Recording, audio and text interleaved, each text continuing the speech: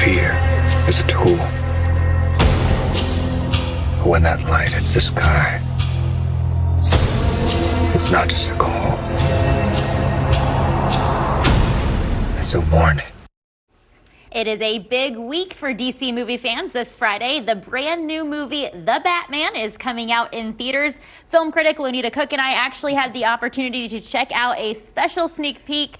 Lonita, thanks so much for being here. We got to talk about this movie. It is always a pleasure to be here, Grace. Let's get into it. Yes. Where do we even begin on this one? Well, let's begin with the positives, okay? Yes. So I'm going to start with my positive, the Penguin. Okay, yes. So everybody knows when I go into a movie, I don't do any research. So I knew Robert Pattinson was the Batman and Zoe Kravitz is Catwoman. That I knew. Nothing else I knew going in.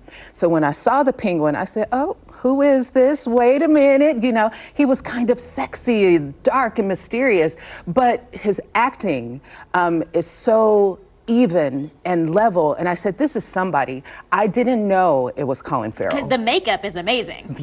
The design of this entire thing with the gold tooth, I said, oh, somebody thought about this. Yes, absolutely. My question is, do we have any more positives? Let's see. I'm gonna let, did you have any positives? Okay, well, this is a positive out of a negative. Personally, not the biggest Robert fan out there. Okay. But because of the dark nature of this movie, I felt like he actually worked really well as the Batman. I'll take it. I'll take it. I am a Robert Pattinson fan, and so I was sold hook, line, and sinker when I said, oh, Robert Patty Pants is gonna be Batman. I love that. My thing with him was, though, I couldn't tell how old he was supposed to be, like what we were supposed to believe for his age in the movie, because he had these like seriously angsty teenage vibes going on, and it was like, where's this attitude coming from, man? I absolutely agree with you on this one. And so for me, the question was, is this another origin story? It was a little bit difficult to tell because of that age. It's angsty, but it's also, where are we in the storyline? Right. We know his parents have died, but there's some financial difficulties maybe. So I felt like the timeline was a little bit convoluted for me. And speaking of the timeline, I think we also have to mention the length of the film itself. They're trying to cram a whole lot into one movie. Mm-hmm.